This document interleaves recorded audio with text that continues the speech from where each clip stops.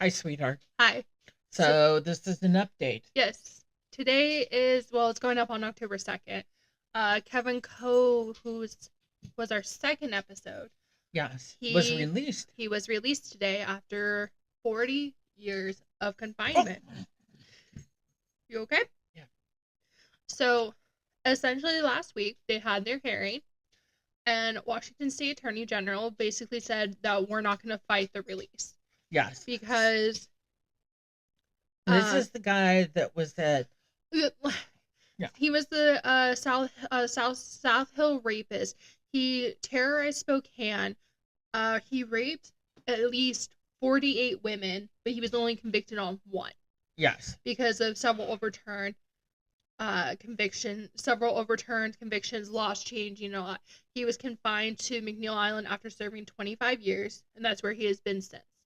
Yes. McNeil Island, if you hear the episode, is the place that civil confinement, and there's people are up in arms about it. Some people agree with it, some people don't. Some states have it, some states don't.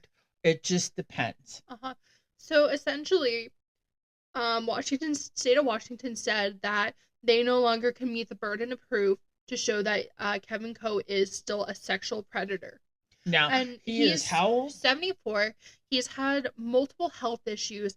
He has currently limited mobility, is what they say. But his family can come visit him. Yes. And bring him anything.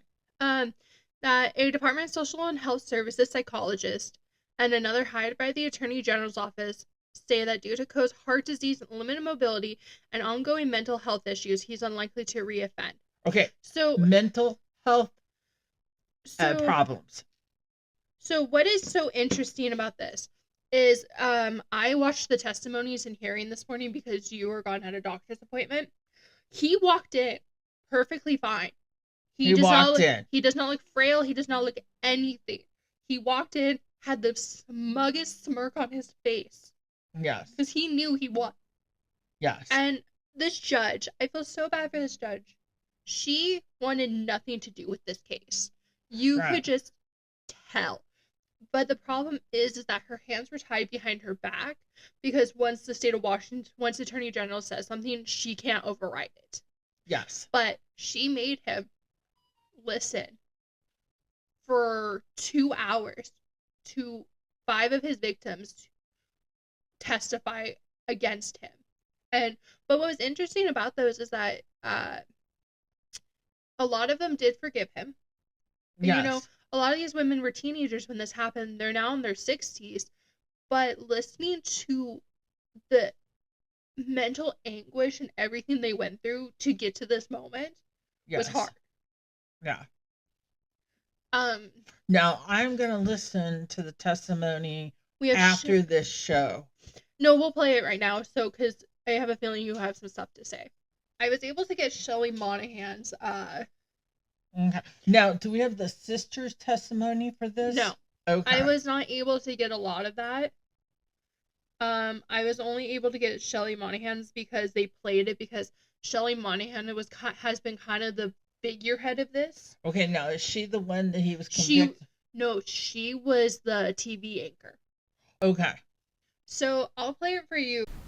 September 9th, 1979, I had just gotten off work at KJRB radio station. For those of you that still come up and say Sunshine Shelley, same person, older version. That night, after Coe beat me almost to death, especially my face, and raped me and left me for dead in that field, there was a star in the sky. And he had told me during that night that he was going to kill me before he let me go. I had a tendency to believe him based on how badly he beat me. I looked up at that star and I started praying to God and asked him to please, the worst that he could do was kill me, just let me live. And I promised God that night that I would spend the rest of my life making sure that other victims, survivors as I like to call them, are able to get the help that they need to overcome that one horrible incident that happened. I too believe that we are survivors. If we were able to talk to Fred Coe. I would beg him to get help. I would beg for him to admit what he did, to ask forgiveness. I don't think that's going to happen. I too believe that the only way until he takes his last breath is that he asks God, Jesus Christ, for forgiveness. I too have forgiven him. I too feel free. It has allowed me to live a very good life. I use that word free because there's a lot to that. Many of us have lives where we have children and grandchildren. We're able to plant a garden. We're able to see the sunrise and see the sunset. None of us should ever consider, even after today, that Fred Coe is ever going to be free, because he will never be free. Satan has been a part of his life from the time he was a young adult and started doing these crimes. I would ask those that are still hurting, that still suffer from the incidents that happened to them, to remember that you are a survivor. Jesus is with you, and with that in your life, Satan will never win. And the same thing is with Fred Coe. You will never win. He is referred to me as what he calls his bad penny. When Dateline interviewed him, when he was still in Walla Walla, he wanted to know if they were going to interview me as well, and they did. And the producer said, she's a bad penny. And they asked him why he called me that, and he said, because she just won't go away. She won't shut up. And it's not me speaking right now. It's the Holy Spirit. And it fills you in a way that freedom is wonderful. And we all know that even when he walks out of McNeil Island, he will never be free unless his last breath is what he does by asking God forgiveness. Thank you, Your Honor. That was Shelley Monahan. Wow. And that's all I got to say is wow. She is a bad penny. She's a thorn in his side, and I'm glad. Yeah, she has made it her mission to make his life a living hell. She has. She's forgiven him. She believes in God. She believes in Jesus. And she's not being hateful or anything like that. She wants him to accept responsibility. Which he refuses to do so. So why is he loose? It's because we can no longer prove that we cannot prove that he will reoffend. Oh Even my though, gosh. so what are we going to do if he reoffends? Well, so that's actually something that a lot of the victims did raise in their testimonies, was what if this is the long con?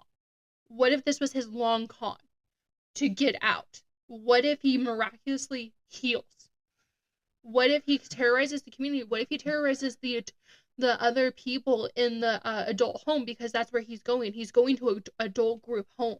Yeah. Is it all females, all males? It's a co-ed, because he will be a registered sex offender for the rest of his life, but he will be going to an adult co-ed group home. Yeah. So is it everybody in that home sex offenders? I don't know. I have no idea. I have no idea what they're doing, because I don't think they're going to give that information away just in case something happens. Yeah. But essentially, he is a registered sex offender for the rest of his life, but he is allowed out in society now. He can come and go as he pleases. We can't put him on any conditions like parole or probation conditions. And nothing. He can't wear a GPS monitor or anything. Our law prevents it. Wow. That is scary. Mm-hmm. And the fact that he wasn't even convicted of assaulting her, even though he almost killed her. Mm-hmm. And she has been a thorn in his side. Good for her. Right? Yeah. Good for her. A lot of the testimonies were very intense like that, but hers just really stuck out to me. Yeah. Because she refuses to let it die. She's like, I'll forgive you, but I will haunt you. Good. Yeah. Good for her. Good. I haven't taken the allergy medication today. But we promised we would update it, but that is what is now happening. He is Kevin Coe is released as of today. Wow. 40 years. And you know what? And so we're paying for his care. There is, I'm assuming we're paying for it, or does Social Security pay for it? I think Both. both. So the money we earned is paying for it. Mm-hmm. And yeah, so that's literally a lot of the victims are worried. They're just like, well, we forgive you, but what if this is his long con? Yeah, and what stops him from calling? That was something I mentioned in another video, but I'll bring up here.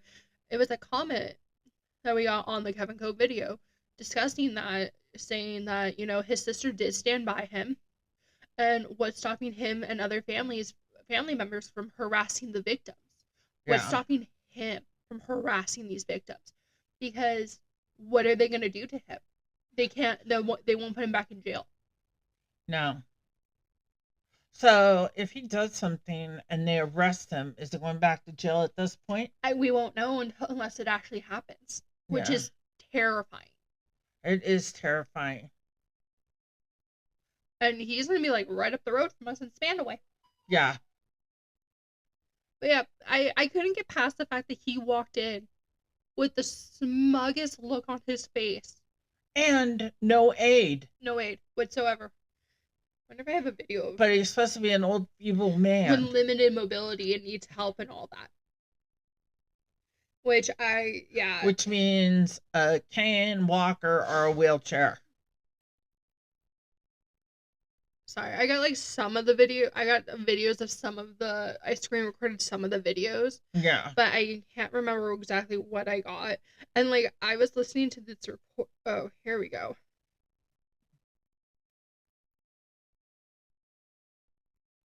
See what I mean? He looks fine. He's 70? 74. Heart disease, has everything wrong with him. Needs AIDS, help, everything. And that's what he looks like. Mm-hmm. He looks fine. He doesn't even look 74. Nope. If you had told me, I thought he was like in his late 50s, early 60s. Yes, so did I. Yep. So that is what it is, and I hope Shelley Monahan continues to be a pain in his ass. So do I. I hope that she continues to haunt him. So, well, everybody, this is just the update. All right. Goodbye. Goodbye.